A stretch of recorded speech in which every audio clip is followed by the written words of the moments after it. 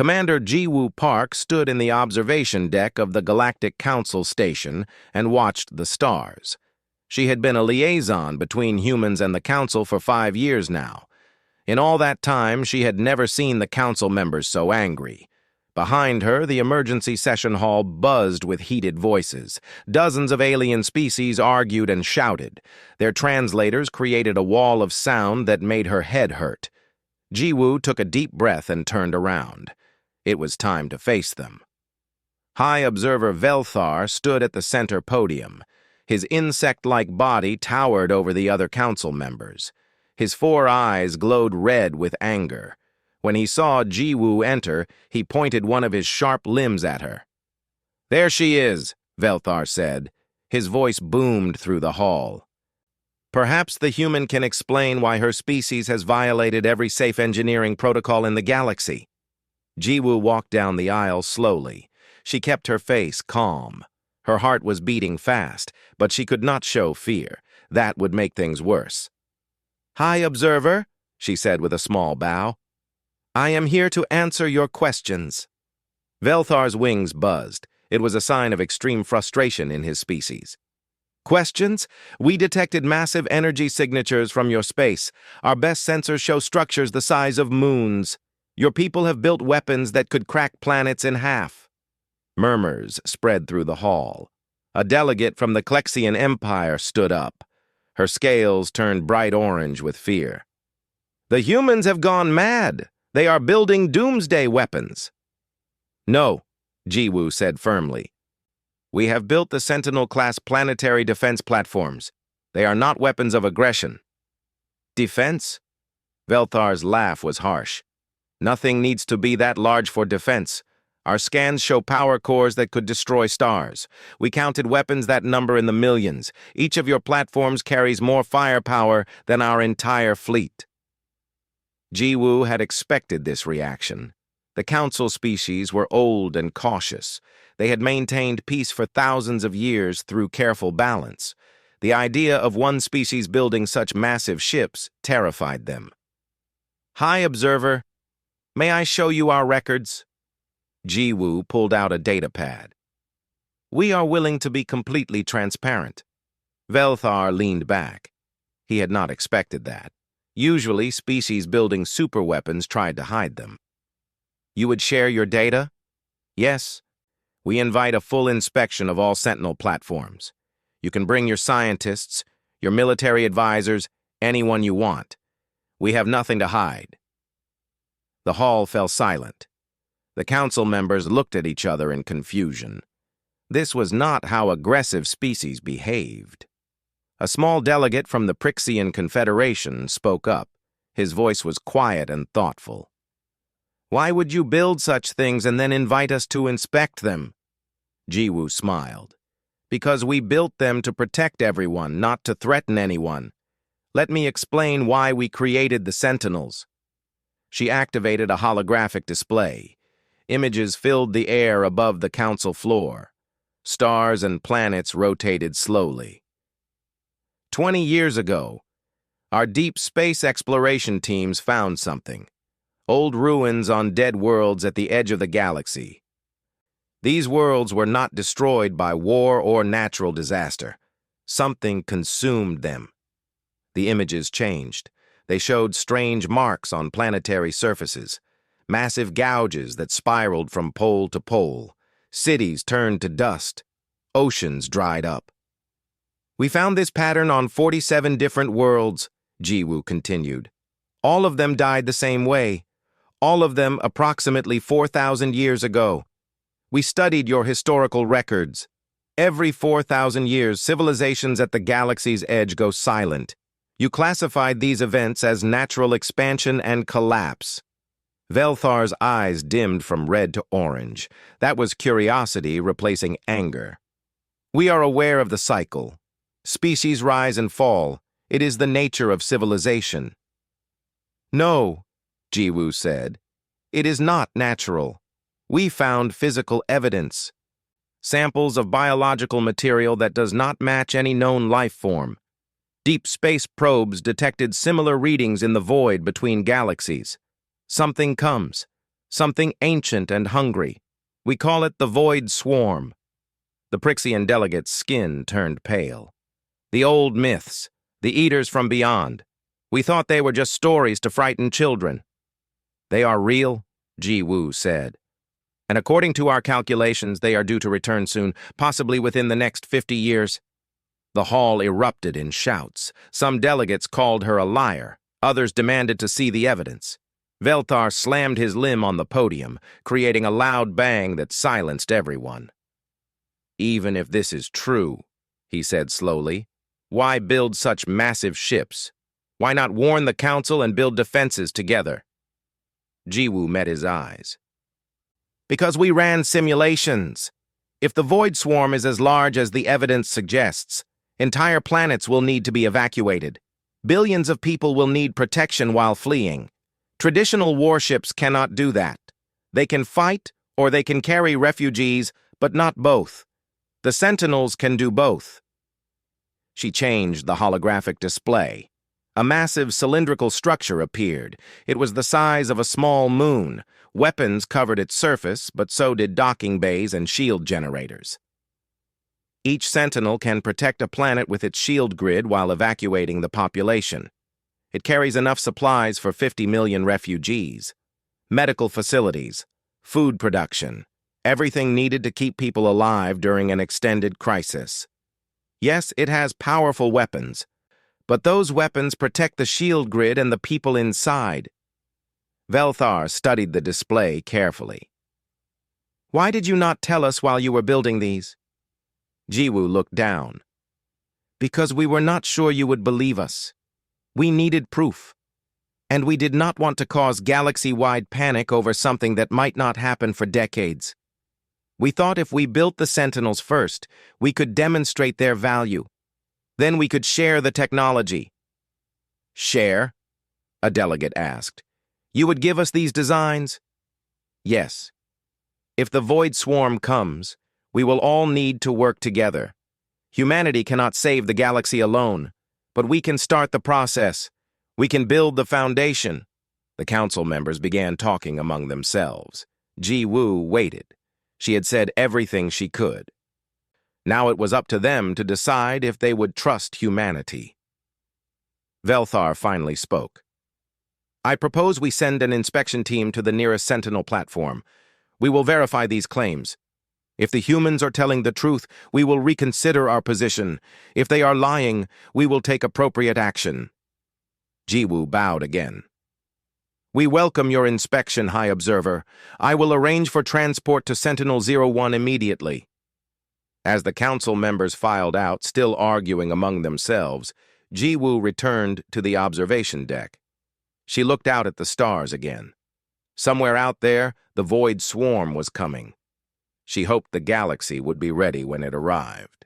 The transport ship carrying the council delegation approached Sentinel-01 slowly.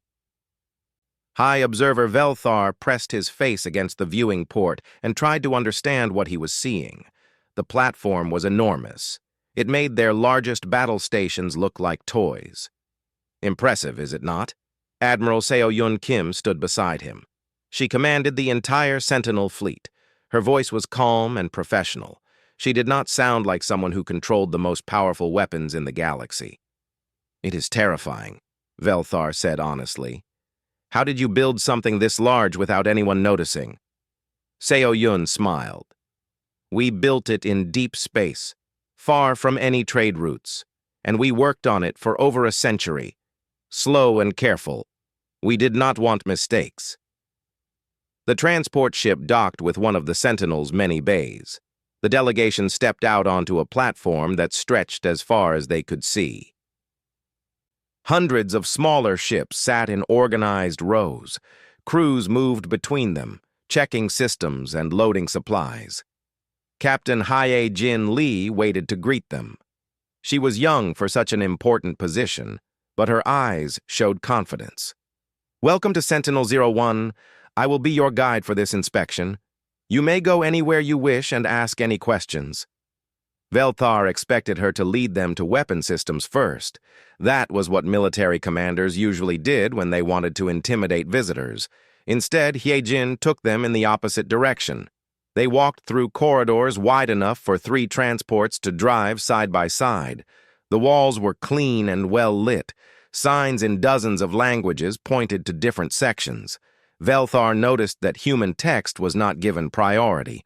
All languages appeared in equal size. "This is Residential Sector 7, Hyejin explained as they entered a massive open area. "We have 40 residential sectors in total. Each can house 2 million people comfortably." The Prixian delegate stopped walking. "You built cities inside your warship?" "We built homes," Hyejin corrected gently. "If we need to evacuate a planet, people will need places to live. Not just beds in a cargo bay, but real homes. Parks for children to play, schools, community centers." She led them through the sector. Velthar saw apartments with windows that showed holographic views of different worlds. There were playgrounds and gardens. A massive medical center stood at the sector's heart, with equipment from dozens of different species. "The medical bay can treat any known species," Seo-Yun said. "We studied the biology of every civilization in the Council database.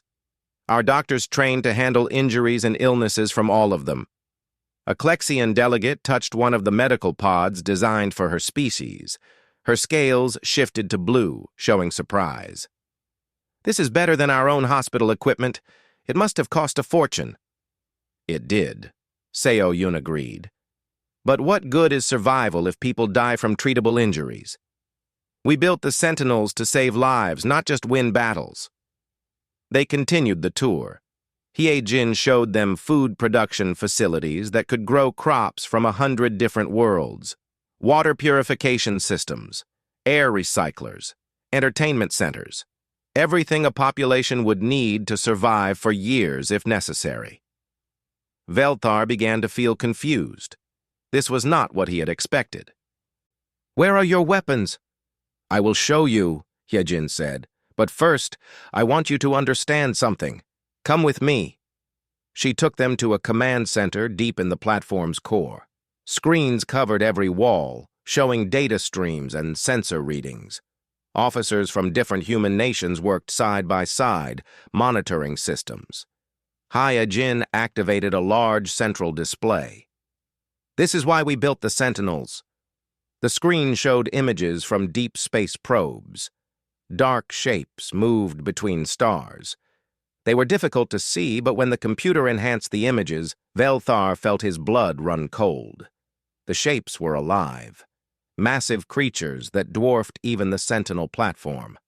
Their bodies looked like twisted combinations of rock and flesh. Thousands of them drifted through the void, sleeping perhaps, but definitely real. "The void swarm," Seo-Yun said quietly. "Our probes found them 3 months ago. They are still far away, moving slowly, but they are coming toward the galaxy. In approximately 30 to 50 years, they will reach the outer colonies." The Prixian delegate made a sound of distress. "How big are they?" "The smallest ones are the size of your capital ships," Hyejin said. "The largest are bigger than moons. We estimate there are over 10,000 of them in this swarm alone, and there may be more swarms we have not detected yet." Velthar stared at the screen. His anger from the council session had disappeared.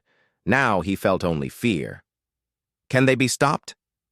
"We do not know," Seo-Yun admitted. "We have no data on their behavior when they are active, but based on what they did to those 47 worlds, we know they consume everything. Rock, water, air, living creatures, they leave nothing behind." She changed the display to show tactical simulations. "Traditional fleet tactics will not work. They are too large and too numerous. The only way to fight them is to create a defensive grid that can protect multiple worlds at once while evacuating populations to safety." "The Sentinels," Velthar said, understanding now.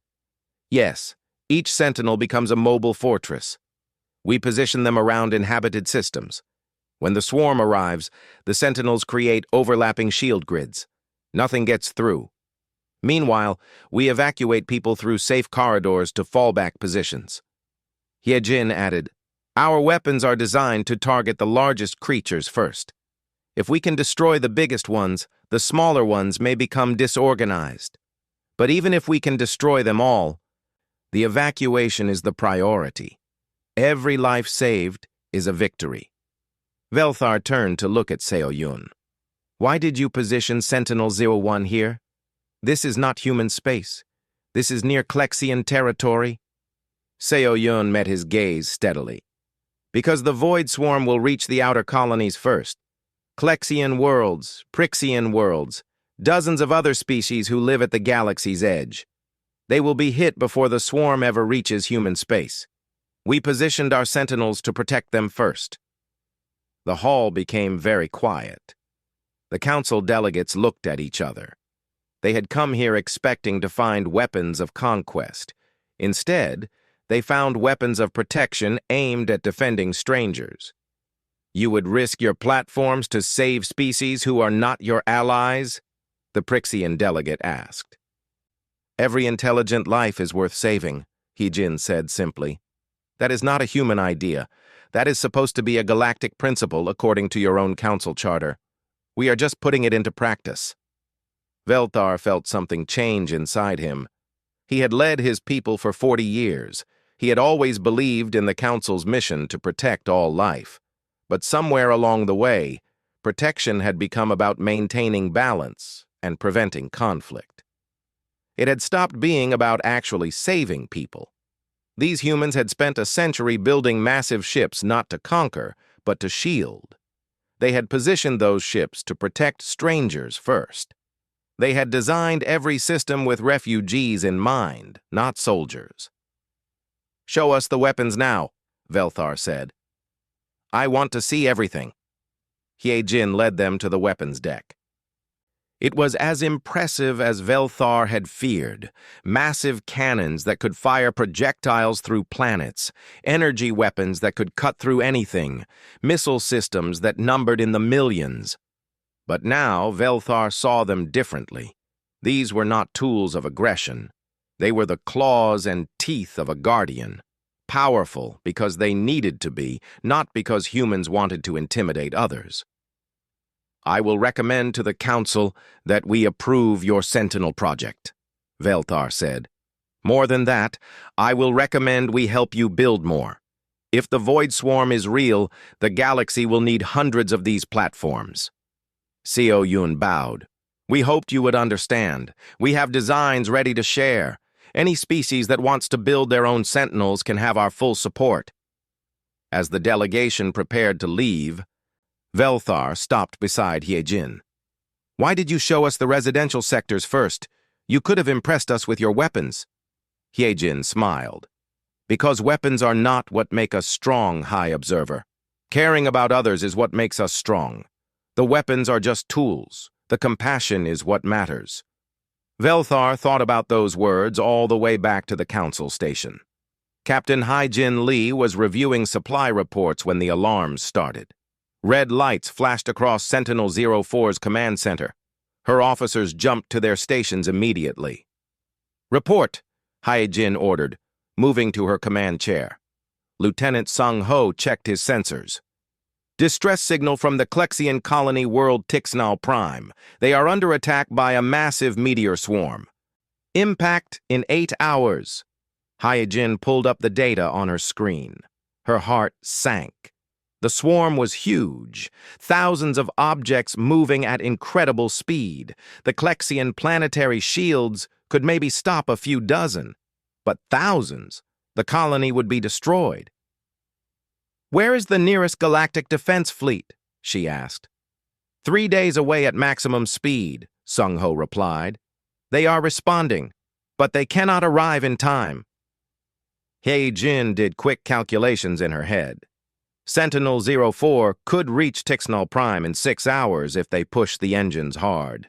They would have 2 hours to work, maybe less if the swarm accelerated. The problem was that humans had no alliance with the Klexian Empire. Officially, Sentinel-04 had no authority to enter their space. If she went without permission, it could create a diplomatic disaster. She thought about all those people on Tixnall Prime, 40 million Klexians who would die if no one helped them. Then she thought about what Admiral Seo Yun had told the council delegation. Every life is worth saving. Set course for Tixnall Prime, Hye-Jin ordered. Maximum speed. Send a message to Klexian authorities. Tell them we are coming to help.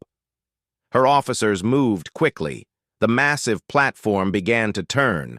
Engines that could push a moon started to fire. Sentinel-04 lurched into motion. In the Civilian Coordination Center, Jin-Ho Song received the alert. He immediately began organizing his teams. Jin-Ho was not military. He was a social worker who had volunteered for the Sentinel Project because he wanted to help people. Now, he would have his chance. Listen up, Jin-Ho told his staff. We have 40 million Klexians to evacuate. That is well within our capacity, but we need to be fast and efficient. Start preparing residential sectors 1 through 20. Medical teams, get ready to treat scale-based biology. Kitchen staff, access Klexian dietary requirements. Move. On the bridge, Ambassador Velthar watched the humans work. After his inspection tour, the Council had assigned him as permanent liaison to the Sentinel fleet. He had been on Sentinel-04 for 2 weeks, learning human protocols. He had not expected to see them used so soon. Captain Lee, Velthar said carefully, the Klexian Empire has not authorized your entry into their space. You could cause an incident. Hye-Jin did not look away from her screens. High Observer, with respect, I do not care about politics right now. People are dying. We can save them. That is all that matters. Velthar felt his respect for these humans grow even more. I will contact the Klexian governor. Perhaps I can smooth the way. Governor Tixnall appeared on the communication screen. Her scales were bright red with panic. High Observer, thank the stars. Can the Council help us? The Council fleet is 3 days away, Velthar said. But Sentinel-04 can reach you in 6 hours. They are already on their way. Tixnall's scales shifted through several colors. Confusion, fear, hope. The human warship? But we are not allies. Why would they help us? Because that is what they do, Velthar said simply. Prepare your people for evacuation. The Sentinel has room for everyone. 6 hours later, Sentinel-04 dropped out of faster-than-light travel near Tixnall Prime. The meteor swarm was visible now, a dark cloud approaching the planet. Sensors showed the objects were not normal meteors. They had organic signatures. Void swarm scouts, Hye-Jin said grimly. Just like in the old records, this is not a random attack. They sent advance forces to test our defenses. She opened a channel to the planet. Governor Tixnall, this is Captain Hye-Jin Lee of Sentinel-04. We are deploying our shield grid now. Please begin evacuation procedures immediately. The Sentinel moved into position above the planet. Massive projectors extended from its hull. Energy fields blossomed outward, creating a dome of light that covered the entire world. The shield was strong enough to stop anything the swarm could throw at it. At the same time, transport shuttles began launching. Hundreds of them streamed down to the planet's surface. Human pilots worked with Klexian traffic controllers to organize landing zones. Jin-Ho coordinated from the civilian center. Remember, people are scared. Be patient. Be kind. Show them we are here to help. The first Klexians arrived on the Sentinel in a state of panic. They had never seen humans before. Their government had warned them that humans were building dangerous weapons. Now they were being told to board one of those weapons to survive. But Jin-Ho's teams were ready. They met each group with calm smiles and gentle guidance. They spoke in Klexian languages, used translators when needed. They showed families to apartments that had been set up according to Klexian preferences, warm stones for sleeping, proper humidity levels, food that tasted like home. One elderly Klexian woman clutched Jin-Ho's arm. Why are you doing this? We are not your people. Jin-Ho smiled at her. All people are our people when they need help. On the bridge, Hee-jin watched the meteor swarm approach. Weapons, lock onto the largest objects. Fire when ready. The Sentinel's massive cannons opened up. Streams of energy lanced out into space. The largest meteors exploded before they could reach the shield. Smaller ones bounced off the energy barrier harmlessly, but more kept coming. The swarm scouts were testing the shield, probing for weaknesses. Hye-jin's crew worked without stopping. They fired weapons, adjusted shield frequencies, coordinated evacuation shuttles, all at the same time. Governor Tixnall watched from her government center as her people lifted into the sky. She had expected to die today. She had prepared final messages for her family. Now humans she had never met were saving everyone. 8 hours passed. The attack continued, but the shield held. And more importantly, every single Klexian had been evacuated. 40 million people now safe inside Sentinel-04. Finally, the meteor swarm stopped coming. The scouts had tested the defenses and found them too strong. They retreated back into deep space. Hye-jin allowed herself to relax slightly. Stand down from combat alert, keep shields at 50%, begin post-battle analysis. She walked down to the residential sectors to see the refugees. What she found surprised her. Klexians and humans were sitting together in the common areas. Children from both species were playing. Despite the language barriers and physical differences, people were connecting. Jin-ho found her watching from a balcony. They were terrified when they arrived. Now look at them. Fear turns to friendship pretty quickly when someone saves your life. How are the medical teams handling things? Hye-jin asked. Busy, but good. A few injuries from the evacuation rush, but nothing serious. We are lucky we had time to prepare. If this had been a surprise attack, it would have been much harder. Governor Tixnall requested a meeting.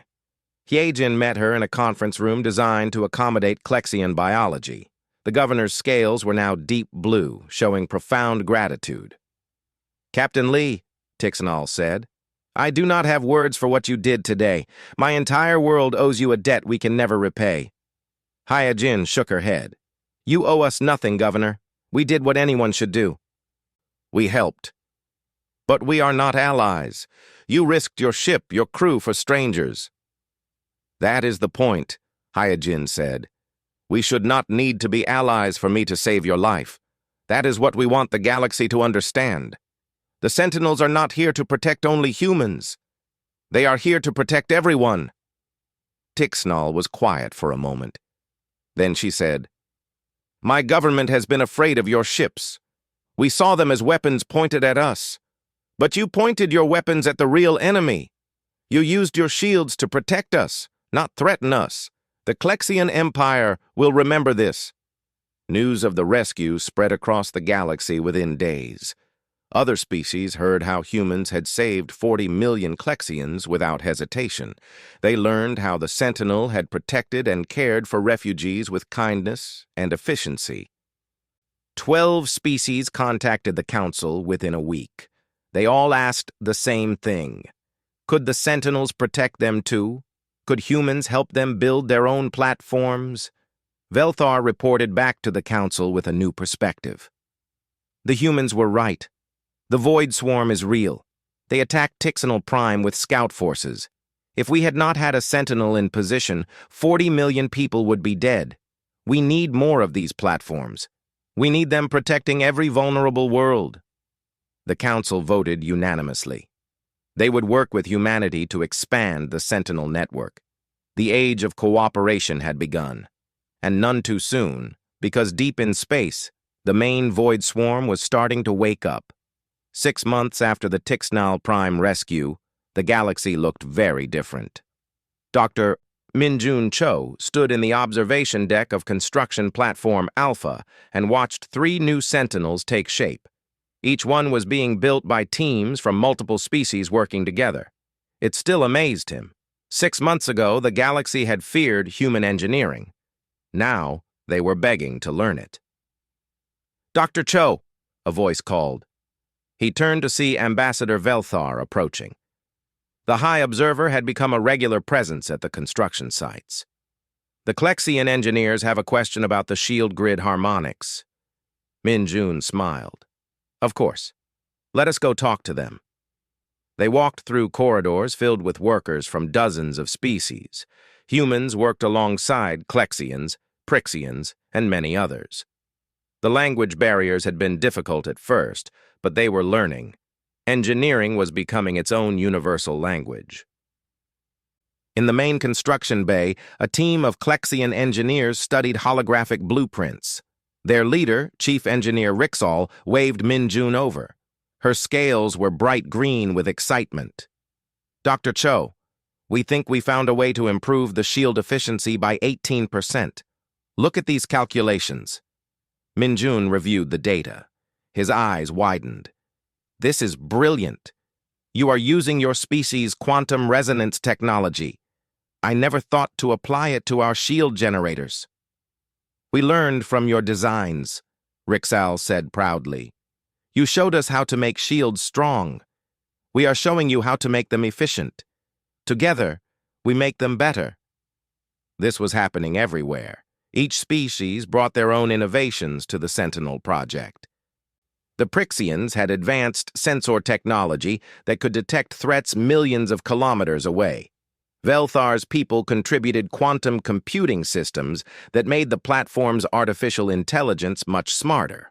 A species called the Toral had developed better life support systems. Admiral Seo Yun Kim arrived at the construction platform that afternoon. She had been visiting all the build sites, checking on progress. Min-Jun met her in the command center. How are things going, old friend? Seo Yun asked. Min-Jun pulled up status reports. Better than expected. We have 15 new Sentinels under construction. 8 will be ready within 6 months. The others will take about a year. And we have 20 more in planning stages. That is faster than our original schedule. Because we are not doing it alone anymore, Min-Jun explained. The Klexians have construction yards that can build hull sections faster than ours. The Prixians make better sensor arrays. We share the work, so it goes faster and better. Seo Yun looked pleased. The Council wants to establish a permanent galactic shield initiative. They are asking humanity to lead it. Min-Jun frowned. That could be a problem. Other species might resent taking orders from humans. We are new to galactic politics. I agree, Seo Yun said. I think we should propose rotating leadership. Every species that contributes to building Sentinels gets a turn leading the initiative. That way, no one species controls the whole project. The Council will accept that? Velthar supports it. He has a lot of influence. I think we can make it work. That evening, they attended a special ceremony. Sentinel Unity was ready for launch. It was the first platform built entirely by multi-species teams. 47 different species had contributed to its construction. The launch ceremony took place in a huge observation dome. Representatives from every participating species attended. Captain Hyejin Lee had been chosen to command Sentinel Unity. She stood at the podium, looking out at the diverse crowd. 6 months ago, many of you feared the Sentinels, Hyejin said. You saw them as weapons. But today, we launch a Sentinel built by all of us, for all of us. This platform belongs to every species in the galaxy. It will protect all of us equally. She gestured to the massive ship visible through the dome. Look at what we built together. Human engineering combined with Klexian resonance technology. Prixian sensors and Toral life support. Velthar's people contributed quantum computers that make this platform twice as smart as the original designs. Every species made it better. Velthar stood when Hyejin invited him to speak. I must confess something, he said. When I first learned about the Sentinels, I wanted them destroyed. I thought humans were building weapons to conquer us. I was wrong. His 4 eyes swept across the audience. The humans were building shields to protect us. They saw a threat we refused to believe in. They spent a century preparing to save lives, not take them. And when we finally understood, They did not demand gratitude or payment. They shared everything freely. Their designs, their knowledge, their resources. He paused, letting his words sink in. This is what real strength looks like. Not the power to destroy, but the power to protect. Not the ability to conquer, but the ability to cooperate. The humans taught us this lesson. Now we must learn it well. The ceremony ended with Sentinel Unity launching from the construction platform. Its engines flared bright blue, pushing the massive ship toward its assigned position near the galaxy's edge. Cheers erupted from the crowd. People from species that had been suspicious of each other for centuries celebrated together. Later, Minjun, Seo-yun, and Velthar shared a meal in the platform's dining hall. They sat at a table designed to accommodate all three of their very different body types. "I never thought I would see this," Minjun admitted. "Species working together like this, sharing everything." "You made it possible," Velthar said. "Humans showed us it could be done." Seo-yun shook her head. "We showed the need. You all made it real. Every species brought something important to this project. We could not have done it without everyone's contributions." Velthar's wings buzzed softly, a sign of contentment. "I have been thinking about the future. Once we have enough Sentinels, what comes next?" "We keep building," Seo-yun said. "The galaxy is large. We will need hundreds of platforms to protect everyone." "And we keep improving them," Minjun added. "Every new Sentinel should be better than the last. We learn, we grow, we adapt." A young officer approached their table. She looked nervous. "Admiral Kim, we just received data from Deep Space Probe Network. You should see this." Seo-yun followed her to a command terminal. Minjun and Velthar came too. The screen showed sensor readings from the galaxy's edge. The void swarm had started moving faster, much faster. "They are responding to our activity," Minjun said quietly. "The attack on Tixnal Prime must have awakened them. They know we are here now." Velthar studied the data. "How long until they arrive?" "Original estimates said 30 to 50 years, the officer replied. "These new readings suggest 15 to 20 years, maybe less." The three leaders looked at each other. The timeline had been cut in half. They had much less time to prepare than they thought. "We need to accelerate construction," Seo-yun said. "Every species with construction capability needs to start building immediately." "And we need to expand the deep space sensor network," Minjun added. "We must track their movements precisely." Velthar nodded. "I will call an emergency council session. Every species must contribute now. This is no longer a human project or even a multi-species project. This is about survival." As they worked through the night, making plans and sending messages across the galaxy, Minjun felt both afraid and hopeful. The void swarm was coming sooner than expected, but the galaxy was coming together in ways he had never imagined. Humans had built the first Sentinels alone because they had to. Now, dozens of species were building them together because they wanted to. That cooperation would make all the difference. In the construction bays, work continued around the clock. New Sentinels took shape, each one a symbol of what the galaxy could accomplish when species worked together instead of against each other. The void swarm was coming, but this time, the galaxy would be ready. Not because one species was strong enough to stand alone, but because all species were willing to stand together. Admiral Seo-yun looked out at the stars and allowed herself a small smile. Humanity had wanted to build shields for the galaxy. Instead, they had built something even more important. They had built trust. And trust, she knew, was the strongest shield of all.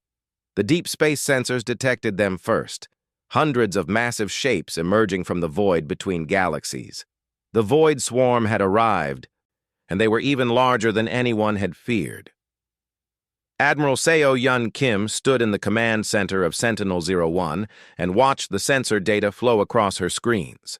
17 years of preparation had led to this moment. 28 Sentinel platforms now formed a defensive sphere around the galaxy's inhabited core.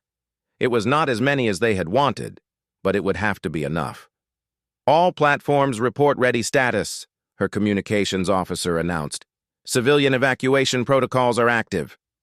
SEO Yun opened a channel to all Sentinels. "This is Admiral Kim. The swarm has entered our detection range. They will reach the outer colonies in 48 hours. All platforms are authorized to begin evacuation operations immediately. Remember your training. We save lives first. Fight second." Captain Hyojin Lee received the order aboard Sentinel-04. Her platform was positioned near a cluster of 7 inhabited worlds. Over 200 million people lived in this sector, representing 5 different species. "Begin evacuation," Hyojin ordered. "Launch all shuttles. Coordinate with local authorities. I want everyone off those planets within 36 hours." Jin Ho-song had been preparing for this day for years. His civilian coordination teams sprang into action across all 28 platforms. They had practiced this scenario hundreds of times. Now, it was real. "Stay calm," Jin Ho told his staff. "Remember, scared people need patience and kindness. We show them they are safe. We show them we care." The evacuation began. Thousands of shuttles streamed down to planets across the outer colonies. People looked up at the sky with fear, knowing something terrible was coming. But they also saw the massive Sentinel platforms hanging in orbit, and that gave them hope. On the Klexian world of Rixnall, Governor Tixnall helped coordinate the evacuation personally. She had survived the attack on Tixnall Prime 17 years ago. Now she made sure her new colony world would survive too. "The humans saved us once," she told her people over planetary broadcasts. "They will save us again. Board the shuttles in an orderly fashion. Bring only what you need. Your lives are what matter." Aboard Sentinel Unity, Captain Hyojin's multi-species crew worked together seamlessly. Humans managed weapons systems. Klexians monitored shield harmonics. Prixians tracked swarm movements with their advanced sensors. Velthar's people coordinated the artificial intelligence networks that connected all the platforms. Ambassador Velthar himself was aboard Sentinel-01 with Seo Yun. He had refused to stay safe on the Council station. "I helped build this defense," he said. "I will see it through to the end."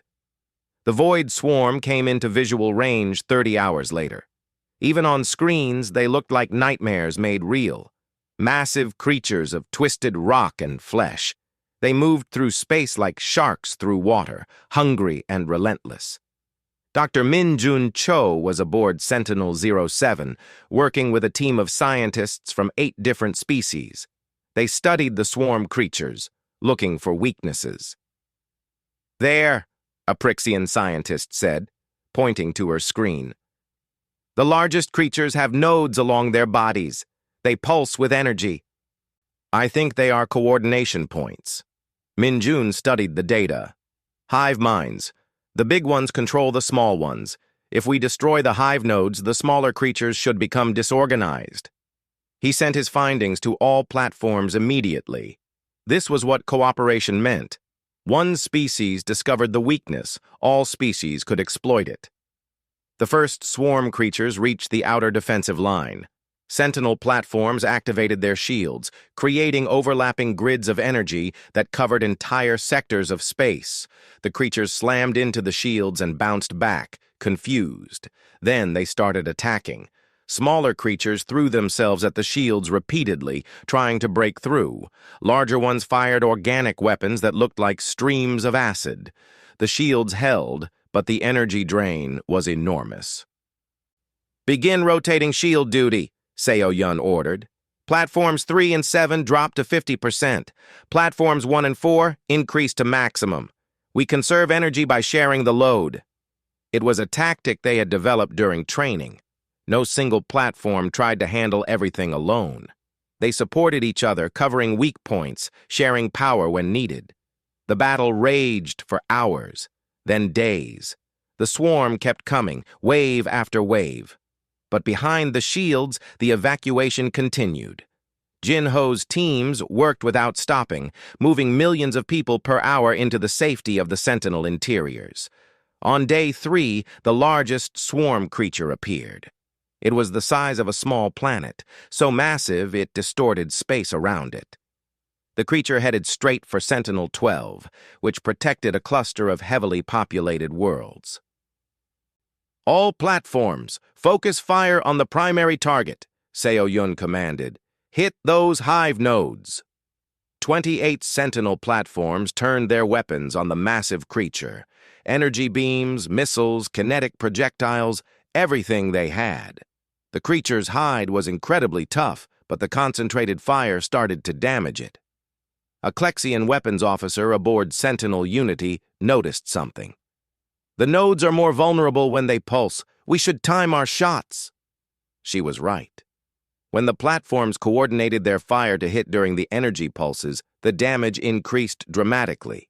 One node exploded, then another. The creature began to slow down. Smaller swarm creatures around it started moving erratically, as if confused. Min Jun's theory was correct. Destroy the hive nodes, and the smaller creatures lost coordination. "Keep firing," Hyajin urged her crew. "We can kill this thing." It took 6 hours of continuous bombardment, but finally the massive creature broke apart. Its death throes sent shock waves through space that staggered nearby swarm creatures. Some of them even turned and fled back toward deep space. A cheer went up across all 28 platforms. They had killed the biggest one. Maybe they could actually win this. But Seo-Yun knew better than to celebrate too early. "Status report on evacuations?" 92% complete, her officer replied. "We need another 12 hours to get everyone." "Then we hold for 12 more hours," Seo-Yun said simply. The swarm seemed to sense the defensive grid was protecting something important. They intensified their attacks, focusing on weak points where shields overlapped. Sentinel 18 took severe damage when 3 large creatures coordinated an attack on its shield generators. "Sentinel 18 reporting critical damage," the communications officer said. "They are requesting support." "Sentinel 19 and 20, move to support 18, Seo-Yun ordered. "Share your shield coverage. Do not let them break through." The 3 platforms formed a tight triangle, their shields merging into one stronger barrier. It was a formation they had practiced but never used in real combat. Now it saved Sentinel 18 from destruction. As the battle continued, every species contributed something vital. Prixian sensors detected swarm attack patterns, allowing platforms to prepare defenses. Klexian shield technology kept barriers strong under sustained assault. Human weapons delivered the firepower needed to kill large creatures. Velthar's quantum computers coordinated everything, ensuring no platform was overwhelmed. On day 7, Jin-Ho sent a message to all platform commanders. "Evacuation complete. All civilian populations are secure. 247 worlds successfully evacuated.